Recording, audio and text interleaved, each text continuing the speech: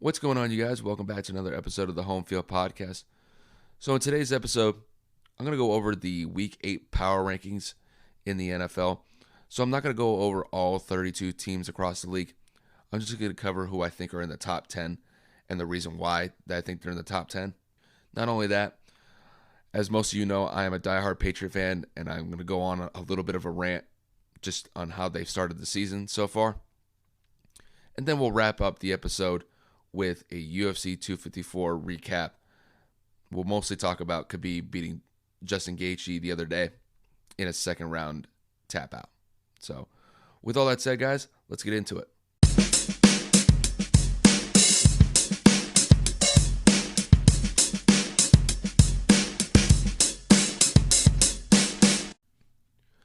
So like I said in the intro, we're going to dive into the top 10 NFL teams going into Week 8. So I'll start from 10, then go to 9, 8, and then so on. And then obviously we'll finish with number 1. So currently right now, at number 10, I have the Buffalo Bills. So as of right now, they are currently first place in the AFC East at a 5-2 record. Just based off of their performance last week, they won a close game against the Jets, 18-10. As a whole, I think they're a solid, well-rounded team. I think Josh Allen has been really solid for them throughout pretty much the first half of the season. And not only that, the defense really over not only this season, but compared to the last couple seasons, they have played up to par as well. The only thing that I think the Bills probably need to improve a little bit more on the offensive side of the ball is I would like to see them a little bit more balanced. Maybe run the ball a couple more times per game. Just because it seems to me that they are putting a lot of pressure on Josh Allen because a lot of times he's throwing the ball at least 30 times, if not 35 to 40 times a game. So I would like to see them run the ball a little bit more with maybe Devin Singletary, maybe get some screen action. So just to kind of ease the pressure off of Josh Allen a little bit. But as of right now, the Bills are a solid team. Really at 10, I was kind of debating on whether I should put the Bills or the Rams here since the Rams just beat the Bears last night to move to 5-2. But I'm going to stick with the Bills here. Bills are at the number 10 spot. So moving to number 9, I've got the Cleveland Browns. Similar to what the Bills had, they had a very tough divisional game. And in the Browns' case, they were able to beat the Bengals, winning 37-34. And I really thought in that game, I thought Baker played outstanding. Threw for 5 touchdowns, almost threw for about 300 yards, and he limited his turnovers, which is big on that offensive side of the ball. Typically, he's always been more of a turnover machine throughout the first couple years in his career. However, he's played consistently well throughout the season. He's had his games where he's definitely turned the ball over more than he would like to, but he's done well so far this season. I didn't really think that Cleveland would get off to this good of a start. And despite the fact that they're 5-2, it's crazy that they're third in the division. It really goes to show how stacked the AFC North is. I think a lot of people focus on what's going on in the NFC West with a lot of teams performing really well in that division. But I think people are slacking on how good the AFC North is this year. Because you have 3 really good teams that are all playoff contenders, if not Super Bowl contenders, coming out of that one division. Obviously, it's going to be tough moving forward with OBJ done for the season with a torn ACL. So that'll definitely hurt them moving forward. And I think for them, their defense needs to improve a little bit more. But if they keep getting play like this from Baker, I think they'll be okay moving forward. So as of right now, I got the Browns at number 9. Then at number 8, I have the Baltimore Ravens. So they were on a bye this past week, but in my eyes, they're a top 10 team right now. They've bounced back well since losing to the Chiefs a few weeks back. I think right now they're currently on a 3-game win streak. However, they're going to put that win streak on the line against arguably one of the best teams in the league, against the Steelers, which is probably going to be the best matchup of this week. I think this is probably going to be the best game of the week It'll definitely reignite this rivalry between these two teams that have been going at it the last decade plus. And I think this Ravens Steelers game coming up in this later this weekend is going to be a great game. I'll definitely be paying attention to it. And I think even if the Ravens lose that game, I still think the Ravens are a top 10 team in this league right now. They're just too dynamic on the offensive side of the ball with Lamar Jackson, Mark Ingram, J.K. Dobbins. I just think that trio right there, and then what they're able to do on the wide receiver side with Hollywood Brown, I just think, and Mark Andrews, I forgot to mention him. I just think that they're too explosive, and they're definitely going to be a Super Bowl team to contend with this year for sure. So right now I got the Ravens at number 8. Moving on to 7, I've got the Tennessee Titans. So, as you know, the Titans suffered their first loss of the season to the Steelers this past week. So, they lost by the score of 27-24. So, looking back at this game against the Steelers, they didn't really play well in the first half. However, they did pick it up in the second half and made it a close game at the end. But I just think they dug themselves a hole too deep to get out of, just based on how they were playing in the first half. Despite that, it was their first loss of the season, which is pretty good to get through pretty much halfway through the season, and you lose your first game. It's a pretty good achievement overall. And more to that point, I like this team a lot. They've got grit. They play hard for 60 minutes. Derrick Henry has probably been the best running back throughout the entire league to start the season. Ryan Tannehill is having an outstanding start to this season. This is arguably his best year, if I were to say at this point. It's just he's been consistent all across the board. He hasn't been throwing interceptions, and he's just making plays for his team on the offensive side of the ball. And not only that, their defense is up to snuff. I mean, even though that they lost yesterday, they were able to get 3 turnovers off of Ben Roethlisberger, which I know Ben has always been kind of known as a guy that may turn the ball over too many times. But to get it 3 separate times and all of them be interceptions, that defense is definitely up to snuff for sure. Overall, I just love what Mike Vrabel has done with this team, just putting it all together. And really, at this point, the results are showing. So I think moving forward, this is going to be a very dangerous team moving forward. If they're able to run the ball well with Derrick Henry, especially if they make another run into the playoffs, you definitely have to watch out for the Titans. So right now, I got the Titans at number 7. Moving on, we got the Seattle Seahawks at number 6.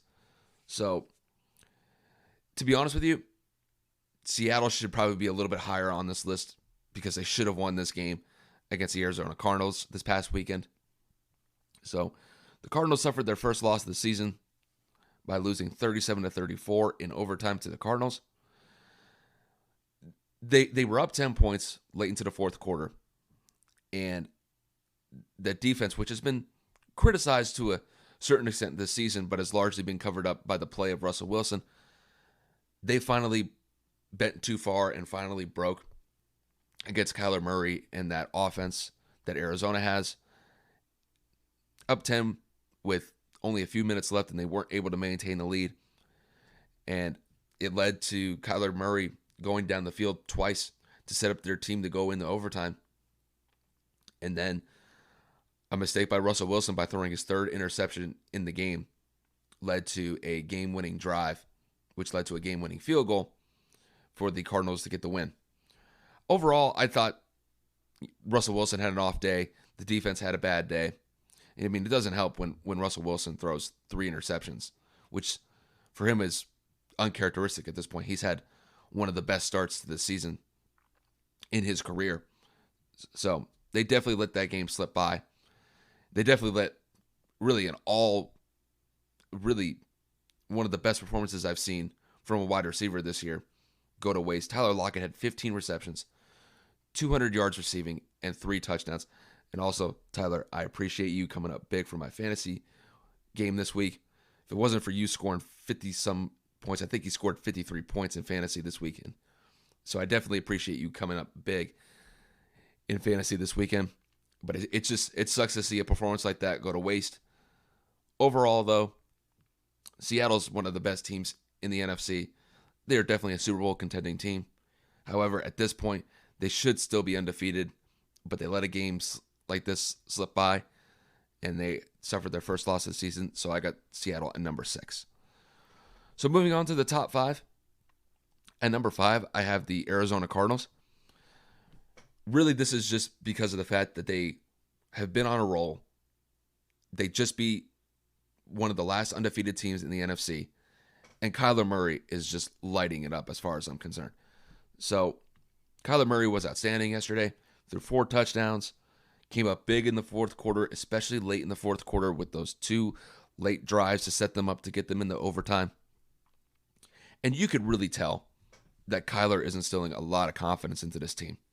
Just by the way that he plays, the way that he's able to execute and just move down the field, it is definitely an infectious type of play that is really instilling confidence across the team, not just on the offensive side of the ball, but the defensive side of the ball as well. Not only that, when you have players on the other side of the ball like Patrick Peterson and Budda Baker, you can make a very valid argument that those 2 players on the back end are some of the best defensive players in the league at this point. And they came up big when they needed to. They were able to force a couple turnovers on Russell Wilson yesterday, and it really showed. And I think right now they're currently on a 3-game win streak. And as far as I'm concerned, they can compete against anybody. As long as they're able to play good complementary football across the board, this team can play up against anybody. It doesn't matter if it's the Chiefs, the Bucks, or the Steelers, or the Titans. It doesn't matter. The Cardinals can play against anybody. So as of right now, I have them number 5. Number 4, I've got the Green Bay Packers. So this is a big bounce back game for the Packers. I thought they had a great game against the Texans. They won big. They won 35-20 this past week against the Texans. Aaron Rodgers looked like the Rodgers of old, throwing 4 touchdowns and completing over 65% of his passes. And also, I thought Devontae Adams was a man amongst boys yesterday. He hauled in 13 receptions, had 196 yards, and then 2 touchdowns on top of that. Just an outstanding performance from him. So, as far as I'm concerned, the Packers are still a top 2, top 3 team in the NFC. And they are definitely a Super Bowl team at this point. And they're going to be a force to be reckoned with moving forward. And really, as far as I see it, as long as Rodgers is still at the helm, they are always going to have a shot to get to the Super Bowl or make a deep run into the playoffs. The only thing is, I would like to see them play a little bit better on the defensive side of the ball. They do have a tendency to give up points. Really, that's kind of been the MO throughout most of Aaron Rodgers' career with the Packers, is really that defense has been shaky, but they've been playing okay. They definitely played better coming off of the performance that they had against the Bucks a couple weeks ago. So, as of right now, I got the Packers at number 4. So, moving on to number 3, I have the Tampa Bay Buccaneers. So, for me, I think the Bucs might be the scariest team moving forward right now. They just smashed a decent Raiders team 45-20. And now they're adding Antonio Brown into the mix, which is just going to be a scary wide receiver core. You've got Mike Evans, Antonio Brown, Chris Godwin, and Rob Gronkowski, all at your skill position as wideouts. That is going to be a dangerous, dangerous mix at that position. And at this point, I don't know how you're going to be able to stop that. You'll be able to limit them, but one of these guys is going to pop off in this game, whether it's AB, Mike Evans, or Chris Godwin. At this point, Brady's got an embarrassment of riches at the receiver position and at the tight end position as well. And not only that, I thought Brady looked outstanding against Las Vegas last week. And at this point, he's playing at an MVP level. I mean, really, since that first week game against the Saints, where he did look a little bit old and he did look a little bit shaky, he has looked like an MVP caliber quarterback since then. Currently has 18 touchdowns to only 4 interceptions, and the offense is just clicking at this point. As far as the offense goes, the only team that can slow them down is themselves. They've been playing outstanding, and I expect them to keep continuing to play well on that side of the ball. Not only that, but their defense has made their presence known just as much as the offense has so far. You get players like Devin White, Levante David, and Carlton Davis. They've all balled out throughout the first half of the season so far. And as long as this team has confidence and swagger moving forward, that success is going to carry them far into the season, and wouldn't surprise me if it carries them far into the postseason as well. The NFC really across the board has several Super Bowl contending teams, and the Bucs are certainly one of them. And if I had to guess, they're probably either the second or the number one team as far as the favorites go to come out of the NFC at this point. They are just on a roll right now. So I got the Bucs at number 3. So at number 2, I have the Chiefs. The Chiefs are coming off of just an absolute dominant performance against the Broncos. At this point, the Chiefs are just a model of consistency. They've looked outstanding so far. Even the one game that they lost to the Raiders a few weeks ago, I thought offensively they looked fine. Just defensively, they just gave up too many points. But since then, they've really cleaned it up. It's pretty much a lock at this point that they're going to win the AFC West fairly easily. Mahomes has looked great. Their wideouts are fantastic with Tyreek Hill. Sammy Watkins, I know that he's hurt, but not only that, you got guys coming in like McCole Hardman, Travis Kelce. They've been outstanding. And now, not only that, when you have somebody like Le'Veon Bell coming into the mix and you pair him with Clyde Edwards-Helaire, the rest of the AFC is going to be sweating bullets to try to slow them down. As far as I'm concerned, they could be the number one team right now, but I had them at number 2 because the Steelers are the number one team in the NFL right now. So, as of now, Pittsburgh is the only undefeated team left in the NFL. They arguably had their biggest win of the season, being the Titans on the road, winning a close game 27-24. I have to give a lot of credit to Mike Tomlin and his coaching staff for being able to slow down Derrick Henry as much as they did.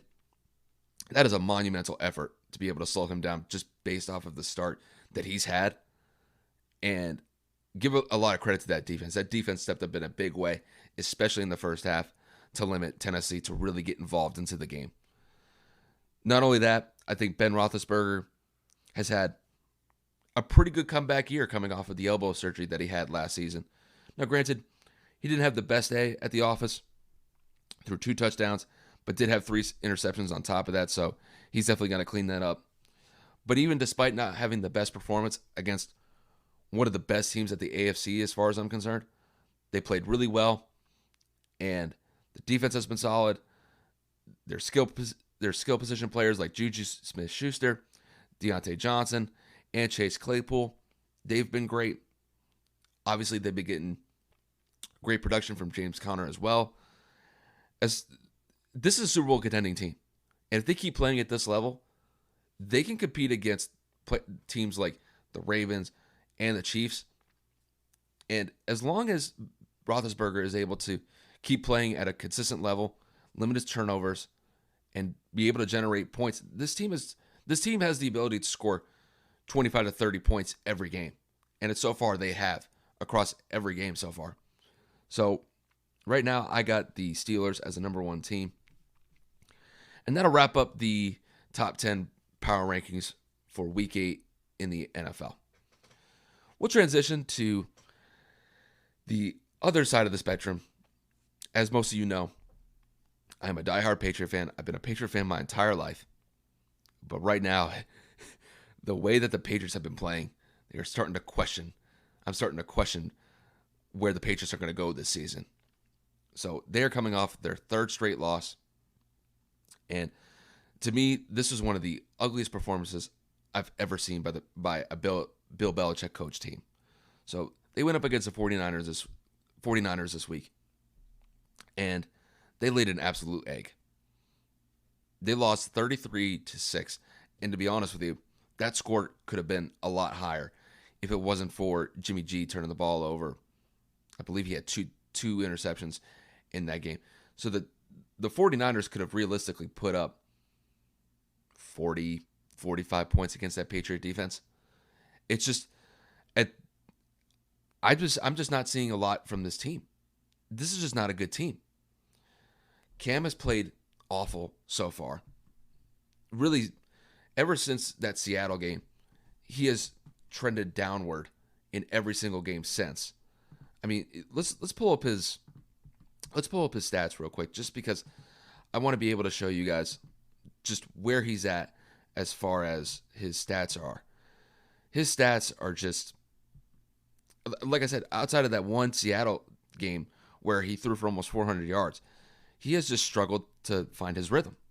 So against the Raiders, he had 1 touchdown and 1 interception, threw for 162 yards. They did win that game, but his quarterback rating was only 73.8. Then they took the week off because of all the COVID stuff that they were dealing with. So, and this is really where it starts going downhill as far as I'm concerned. Throws for 157 yards, throws 2 interceptions, has a quarterback rating of only 51, and then follows it up with probably the worst performance of the season. He only threw for 98 yards, had 3 interceptions, and had a quarterback rating of 39. That is just not going to get it done. And Cam even said it after the game, and even on Monday on some of the radio shows that he goes on. At this point, his job is in jeopardy. Because if he continues to play like this, he is going to be benched, and probably at this point, I wouldn't be surprised if his career is on the line. Just because if you go back throughout the entire offseason, nobody wanted to pick him up.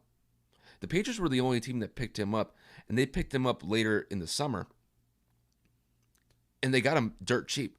I mean, his base salary is only $1 million this year. You know, granted, they built incentives into the contract if he hits them.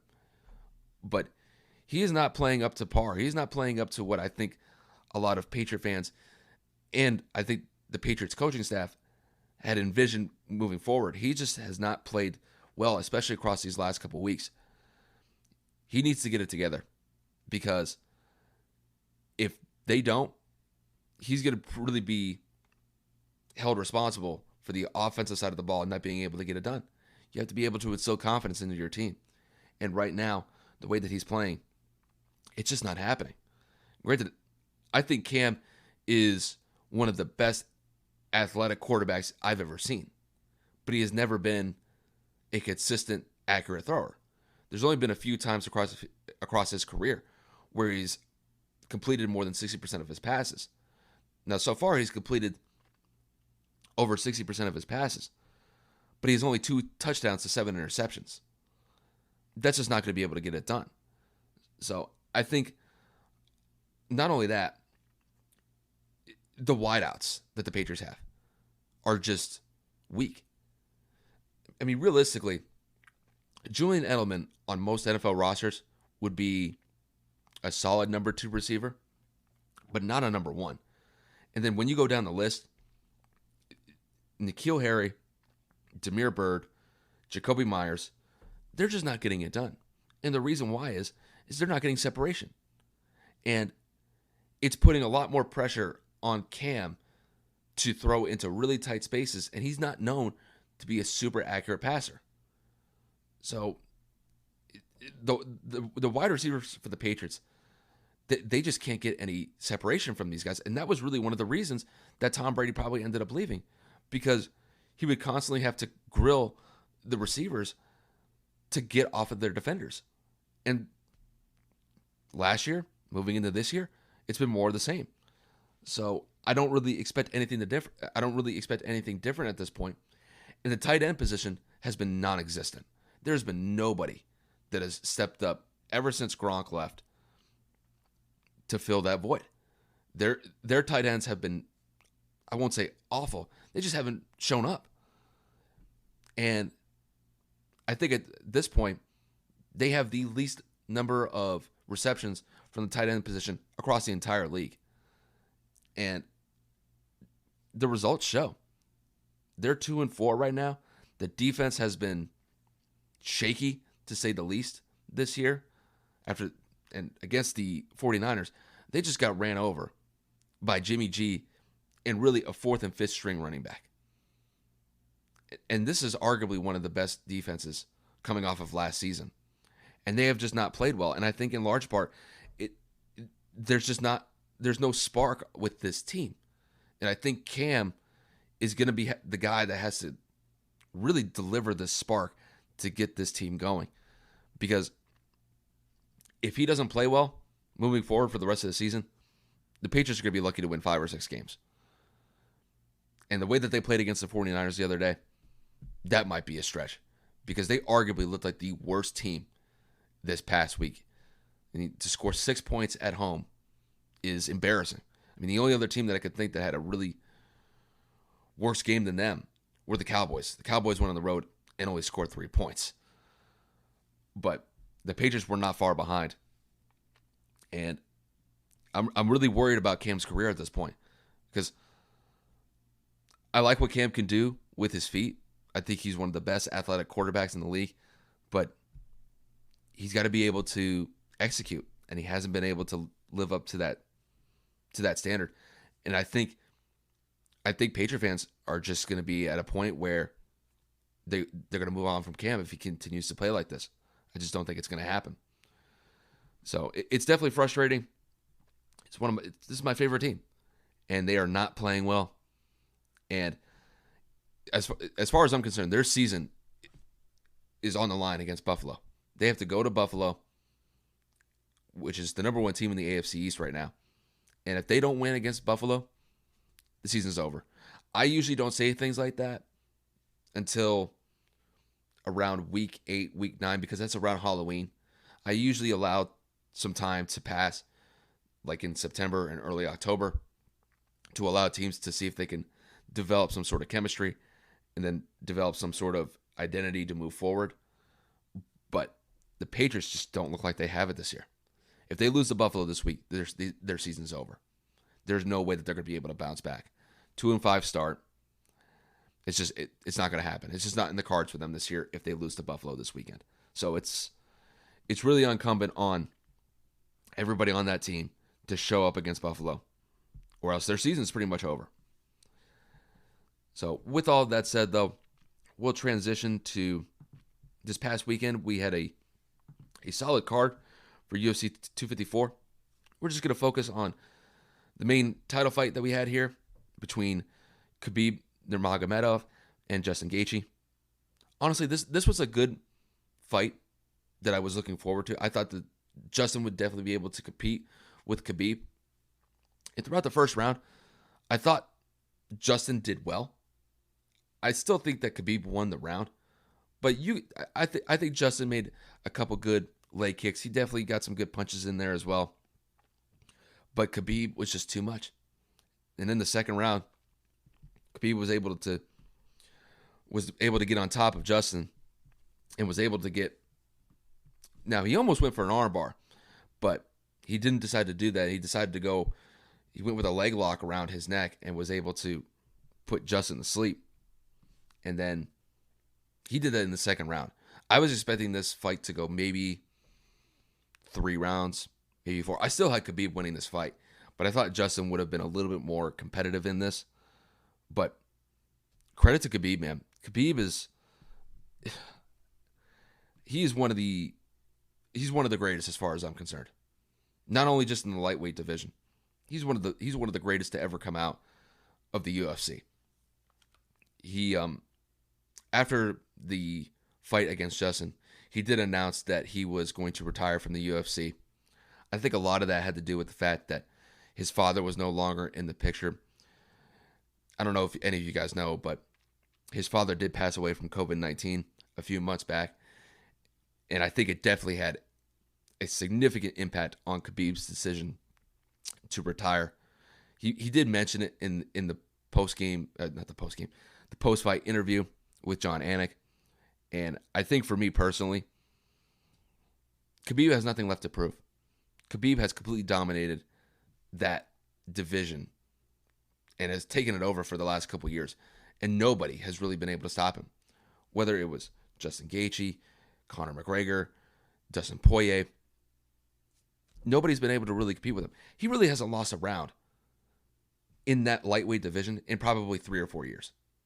If we're being honest, if you really look back at the tape of every fight that he's been in, I don't know if he's lost a round. He may have lost a round against Conor, but outside of that, he's been dominant. Now, I don't know if I would consider him like the greatest of all time. I still think Jon Jones is far and away the greatest of all time in the UFC. But Khabib, you could definitely make an argument that he's just outside the top 5. I would put him probably around like top 6, top 7. I'd have to kind of go back and then maybe look at some of the tape again to kind of see how dominant he was. But, really shout out to Khabib. He's had an outstanding career. He's, like I said, he's got nothing left to prove. He's dominated that lightweight division like nobody else has. And just congrats on an amazing career to Khabib. I got to give it up to him. He's been outstanding, to say the least. Even though the style, I think, may put people to sleep just because, like, it's kind of a boring style. Just because it's not straight striking. It's just ground and pound. And he is able to maul and defeat his opponents fairly easily as long as he gets top position. And he's done it every time. And nobody's been able to counter him. And that's why, in my eyes, he's probably the greatest lightweight, or arguably one of the greatest lightweights to ever come out of that division. So, really just shout out to Khabib for having an outstanding career. So, with all that said, I want to thank you guys for listening into the podcast for today. Just wanted to kind of keep it a little bit more light for this episode. Just wanted to do the power rankings. I wasn't going to go through the entire league and cover each game. I just wanted to go over the top 10 teams in the NFL. I feel like this was a good time to do that. I think either this week or later next week, I'll probably get into my top 5 guys for the MVP race in the NFL. Not only that, I'll definitely get into college football a little bit more next week or later this week as well. And then maybe we'll focus a little bit more on the UFC moving forward. So I know they'll have some fights coming up, so that'll be definitely some intrigue moving forward. But with all that said, you guys, I want to thank you guys for listening in, and take it easy.